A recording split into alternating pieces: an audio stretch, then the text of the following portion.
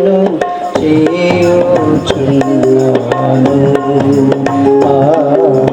ఇదిగో నేనొక నూతన క్రియను చేయుచున్నాను. ఈనాడే అది మొలచును దాని నాలో చింపారా. ఈనాడే అది మొలచును దాని నాలో చింపారా. ఇదిగో నేనొక నూతన క్రియను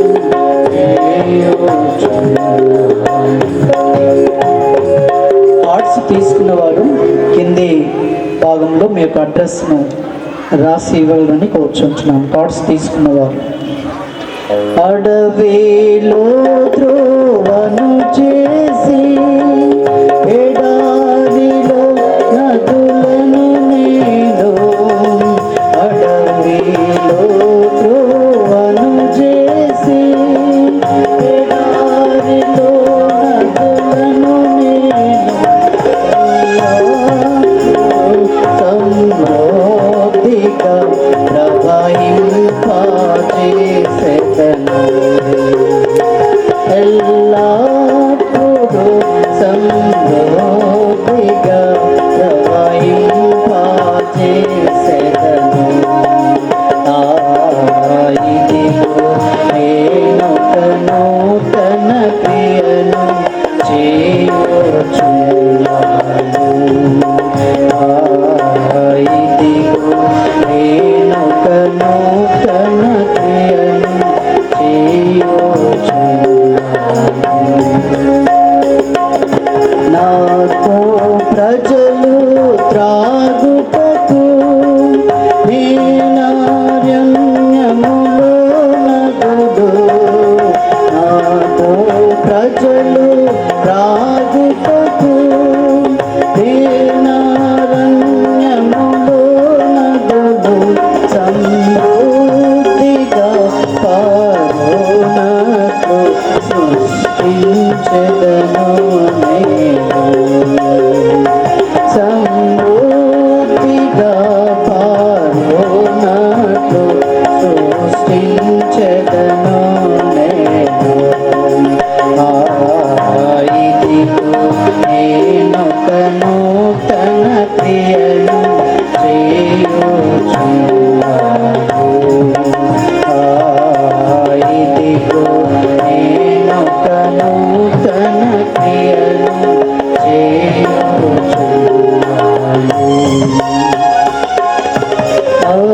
అరణ్యములో జంతువులు క్రూర పక్షులు సర్పములు.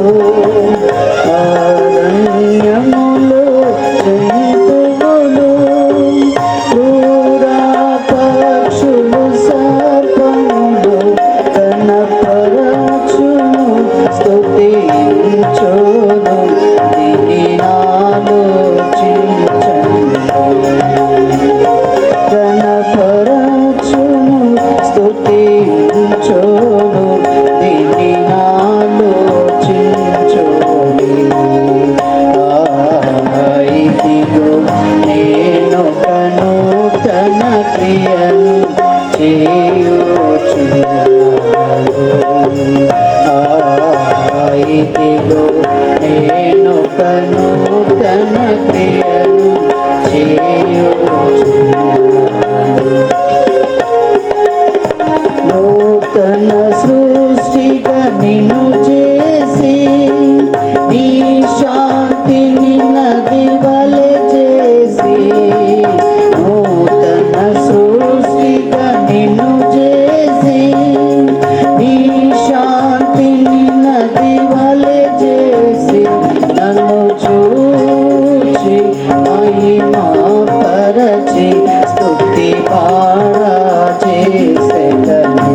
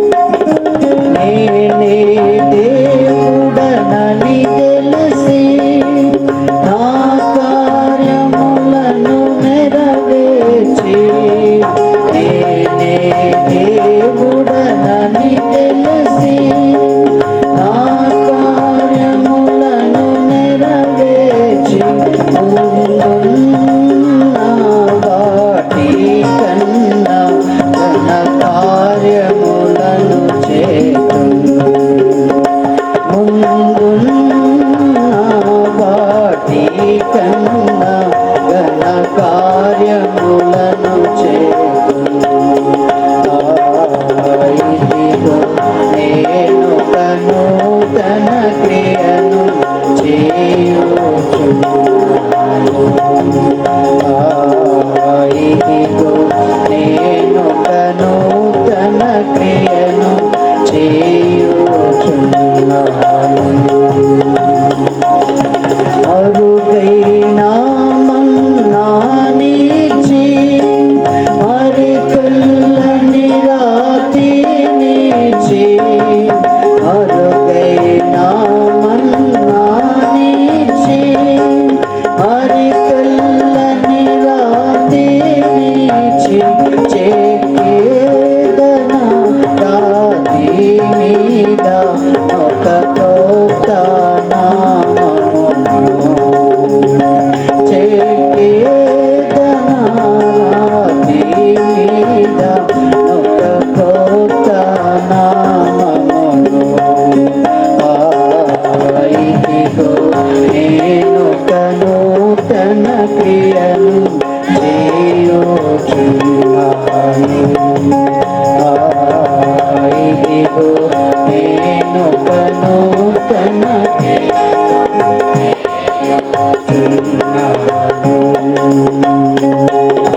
పరలోక భాగ్యంబులు నరలోకములో మనకొసగెను పరలోక భాగ్యంబులు నరలోకములో మనకొసగెను కరుణా సంపన్నుడగు మన ప్రభునకు హల్లెలూయా కరుణా సంపన్నుడగు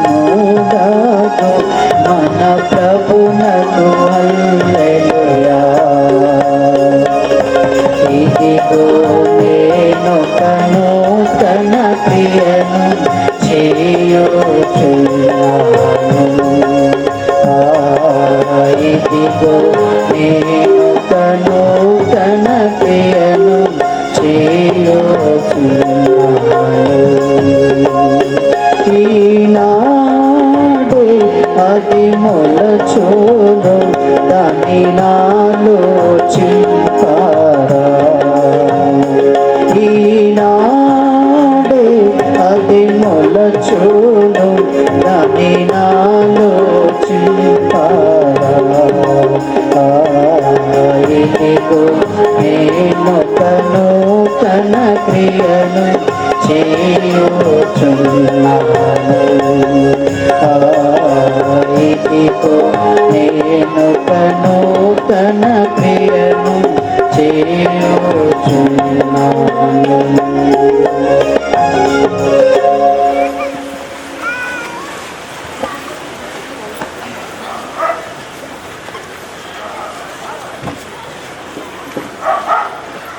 132వ కీర్తన 13-14 వచనాలు మనం కలిసి చదువుదాం. Psalm 132. ఆయన సముద్రం మీద దానికి అంటే భూమికి పునాది వేసెను. ప్రవాహ జల చాప్టర్ 2 యెషయా గ్రంథము 2వ అధ్యాయము 2వ వచనం. Isaiah chapter 2 verse 2. యెషయా 2:2. అంత్య దినములలో పర్వతముల పైన యెహోవా మందిర పర్వత శిఖరమును స్థిరపరచబడి కొండల కంటే ఎత్తుగా ఎత్తబడను. భూమి ఎక్కడుంది? సముద్రం మీద ఉంది. మందిరం ఎక్కడుంది? ఆ భూమి యొక్క కొండల మీద దాన్ని నిర్మించినాడంట. అంటే చూడండి, భూమి పైన ఉన్న కొండలు ఒకవేళ మందిరం ఏదైనా తాకాలనుకుంటే మొదట భూమి మీదకి రావాలా, భూమి మీదకి వచ్చిన తర్వాత కొండల మీదకి రావాలా, కొండల మీదకి వచ్చిన తర్వాత ఆ మందిరాన్ని తాకాలి. అందుకే యెరూషలేముకు ఆయన ఎత్తైన బురుజులను ఆయన నిర్మించినాడు. ఇది సౌందర్యంగా దేవుడు కడుతున్నాడు.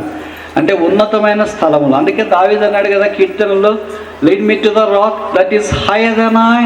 నేను ఎక్కలేనంత ఎత్తైన కొండ మీదకి నన్ను ఎక్కించంటే ఎందుకని సెల్ఫీ తీసుకుంటానుక, అక్కడి నుండి సినాప్టిక్ వ్యూ ఏంటో చూడటానికి, పెనరోమిక్ వ్యూ ఏంటో, బర్డ్స్ వ్యూ ఏంటో, లోకమంతా ఎలా కనిపిస్తుందో చూడటానిక కాదు.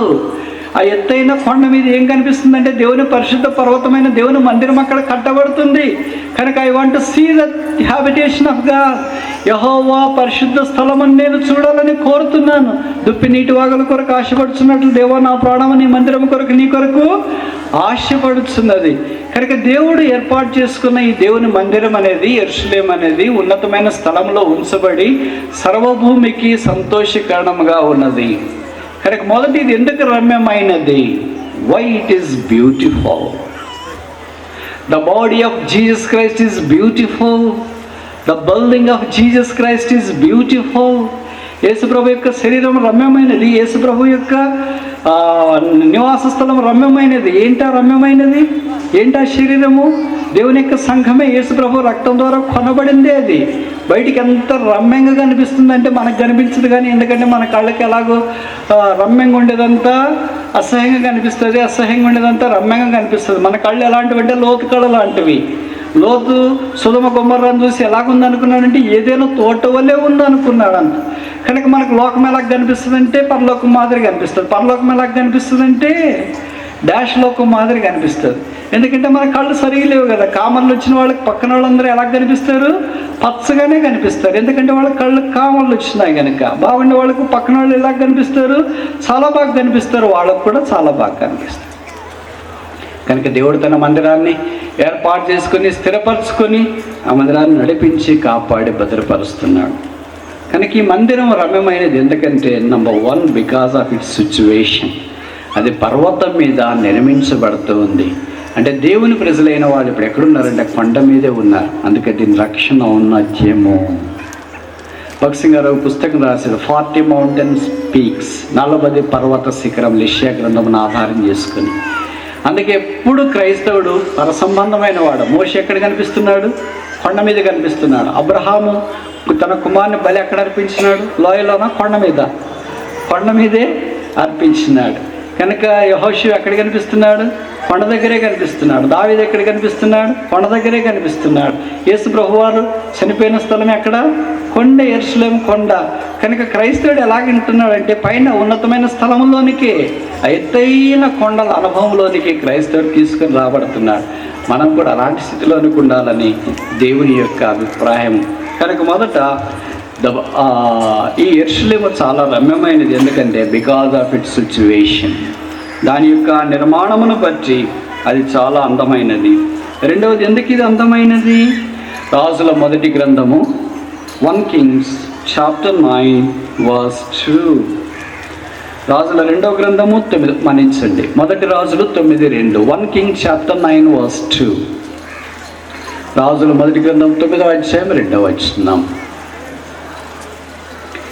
గిబియోనులో ప్రత్యక్షమైనట్లు రెండవ మారి యెహోవా సొలొమోనుకు ప్రత్యక్షమై. 3వ వచనం మధ్య భాగం. నీవు కట్టించిన ఈ మందిరమును పరిశుద్ధపరచి ఉన్నాను. ఎందుకు ఈ మందిరము? ఎందుకు ఈ దేవుని నివాస స్థలము? ఎందుకు ఇది రమ్యమైనదంటే it's not only situated on the mountain top, it is also sanctified. అది పర్వతం మీద నిర్మించబడిన మాత్రమే కాకుండా రెండవది ఏంటంటే ఇది పరిశుద్ధపరచబడింది. ఎవరు దీన్ని పరిశుద్ధపరుస్తారు? ప్రభువే పరిశుద్ధపరుస్తాడు.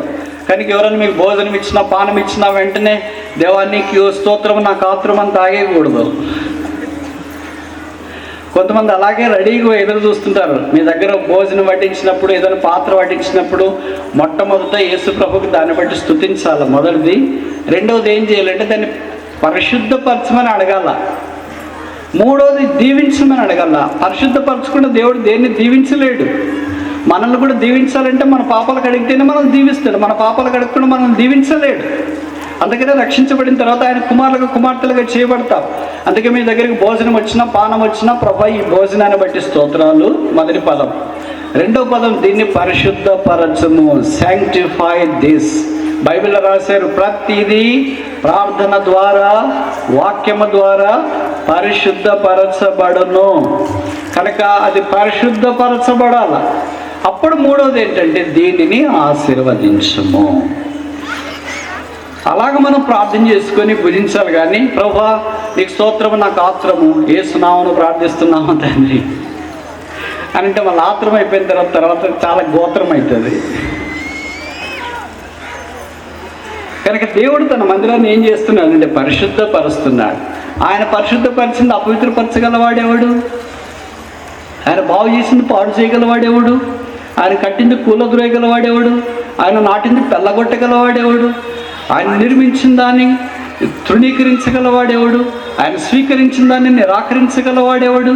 ఎందుకంటే ఆయన సర్వ శరీరులకు దేవుడై ఉన్నాడు. ఆయన సంఘమునకు శిరస్సు. ఆయన ద్వారా, ఆయనను బట్టి, ఆయన మూలమున, ఆయన యందు, ఆయనలో సమస్తము జరిగి దేవుడు ఆయనను అన్నిటికంటే అత్యధికముగా హెచ్చించినాడు. కనుక ఆయన ద్వారా సమస్తాన్ని దేవుడు మనకు సిద్ధపరచాలని కోరుతున్నాడు. కనుక ఇప్పుడు దేవుని మందిరం ఏమైందంటే మనం ఎలాంటి వాళ్ళమయ్యామంటే పరిశుద్ధపరచవచ్చు. యేసు ప్రభు రక్తము ద్వారా దేన్నైనా ఆ రక్తం పరిశుద్ధపరుస్తుంది. మనలాంటి నేరమైన ఘోరమైన హృదయాలకైతే తీసుకుని దగ్గర పెద్ద లైన్లు ఉన్నాయి. ఆ లైన్లో నిలబడ్డాడు. నిలబడిన తర్వాత జోబులు తడుముకుంటే ఎక్కడ డబ్బులు లేవు. ఆ కౌంటర్ దగ్గరికి వచ్చేస్తున్నాడు. ఇంకా నెక్స్ట్ ఆయనదే. ఎవరు డబ్బులు ఇచ్చేవాళ్ళు ఎవరు ఎదురు చూస్తున్నాడు. అంతలోగా ఇటు తనకు ముందు ఒకళ్ళు ఇద్దరు ఉన్నారనేటప్పటికి ఒక ఆయన పెద్ద గిఫ్ట్ ఇవ్వాల్సిన ఏవి అని ఒక కవర్ ఆయనకి ఇచ్చేసి అక్కడి నుండి వెళ్ళిపోయాడంట. అప్పుడు ఆయన ఇచ్చిన కవర్తో ప్లాట్ఫామ్ టికెట్ తీసుకొని బయటకు వస్తే భగత్ సింగ్ గారు ఆయన పనివారు అక్కడికి వచ్చినారంట. అప్పుడు భగత్ సింగ్ గారు ఆయన భుజం మీద చేసి, brother has the lord helped you, సహోదరుడా దేవుడు నీకు సహాయం చేశాడా? భగత్ సింగ్ గారు ఆయన కళ్ళల్లో కళ్ళు పెట్టి చూశాడు. దేవుని సహాయము ఎక్కడి నుండి సహాయం వస్తుంది? ఆకాశమును కలగజేసిన దేవుని యుద్ధ నుండి సహాయం వస్తుంది. భగత్ సింగ్ గారు వైపు ఆయన చూస్తున్నాడంట. దేవుడు నాకు సహాయం చేశాడు. ఇదిగో టికెట్. ఆ టికెట్ భగత్ సింగ్ గారు ఒక చేతిలో పట్టుకున్నాడు, ఒక చేత్తో ఆయన భుజం మీద చేయేసాడు. అప్పుడు ప్రభువా ప్లాట్ఫామ్ టికెట్ లేకుండా నీ సేవకుని పరిచయం చేయడానికి ఇక్కడ పిలుచుకున్నావు. కెనడా దేశంలో అగ్రికల్చర్ ఇంజనీరింగ్ చదువుకొని ఆయనకు సమానమైన విధానంలో బంగారం డబ్బులు తూర్చగలిగే ధనవంతులైన తల్లిదండ్రులను వదిలేసి క్రీస్తు కొరకు ప్లాట్ఫామ్ టికెట్ లేకుండా ఈ ప్రాంతాల్లో సంచరించి సేవ చేసినాడు. అలాగ మన పరిచయం ఆరంభించింది. దేవుని జనమా, ఇప్పుడు ఎక్కడ పోయాం? మనం ఎక్కడ పడిపోయాం? ఎక్కడ పాడైపోయాం? ఎంత దూరంగా జరిగిపోయాం? ఇప్పుడు భ్రష్టు పట్టిపోయిన మనల్ని దేవుడు తిరిగి కడించాలని కోరుతున్నాడు.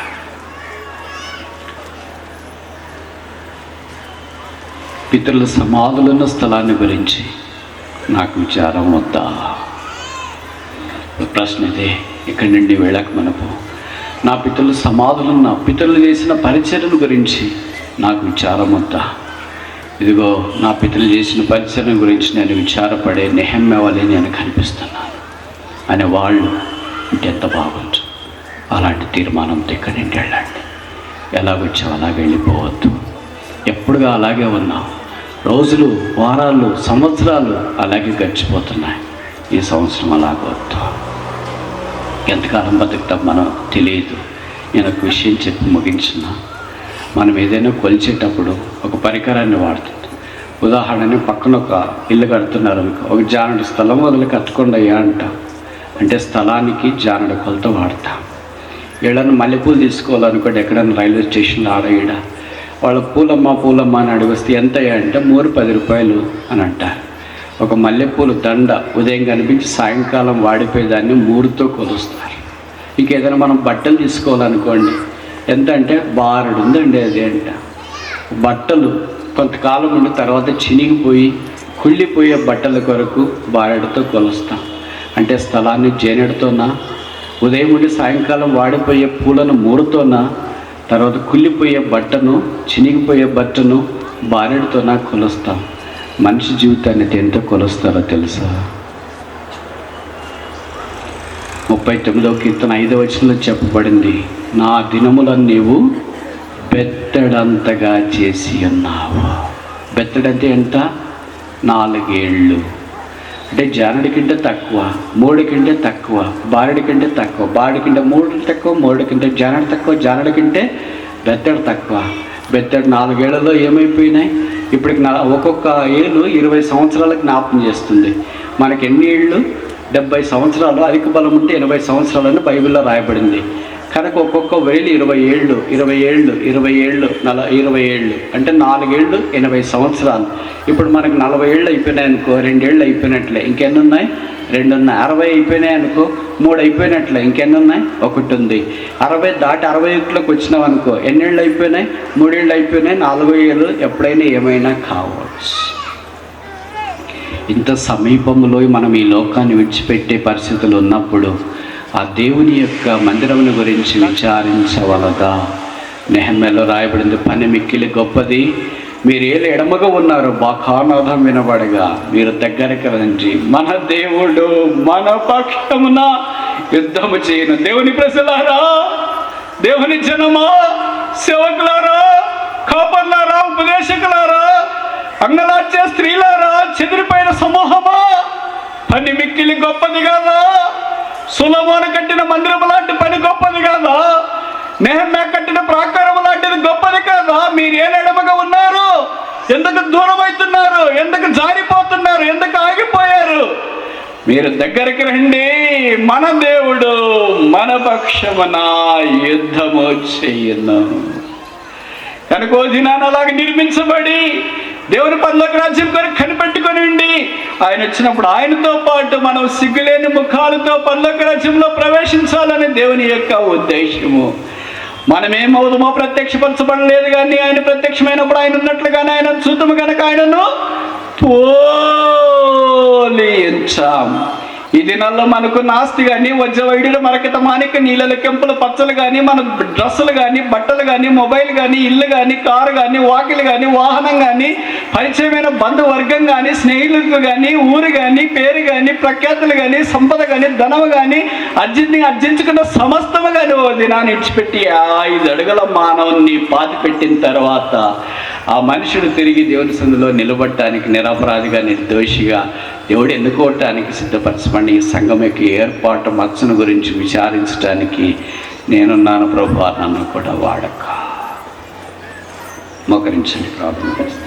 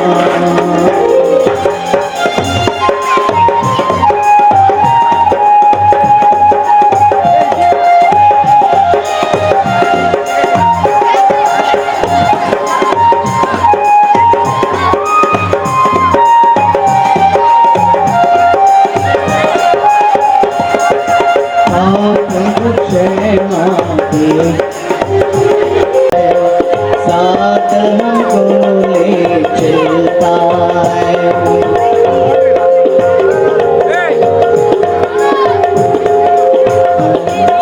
पापों को क्षमा देता है, साथ हमको ले चलता है।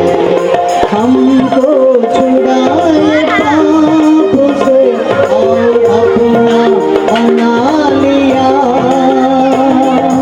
हमको छुड़ाए पाप से और अपना बना लिया। यीशु तू है महान, मेरे लिए तू है महान। यीशु तू है महान, मेरे लिए तू है महान।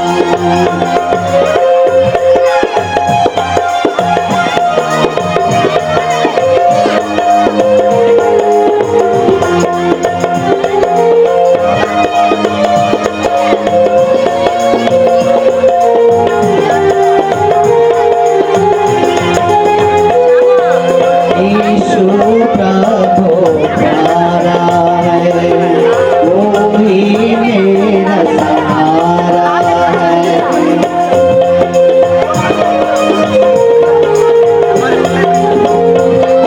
దయచేసి గమనించండి అమ్మా, కొంతమంది తిన్నవాళ్ళు తినే ఇష్టం यीशु प्रभु प्यारा है, वो ही मेरा सहारा है। कैसे हमको प्यार अपना प्रभु यीशु ने दिया। कैसे हमको प्यार अपना प्रभु यीशु ने दिया। यीशु तू है महान, मेरे लिए तू है महान। यीशु तू है महान, मेरे लिए तू है महान। मेरे लिए सबके लिए प्राण दिया है महान। मेरे लिए सबके लिए प्राण दिया है महान। यीशु तू है महान, मेरे लिए तू है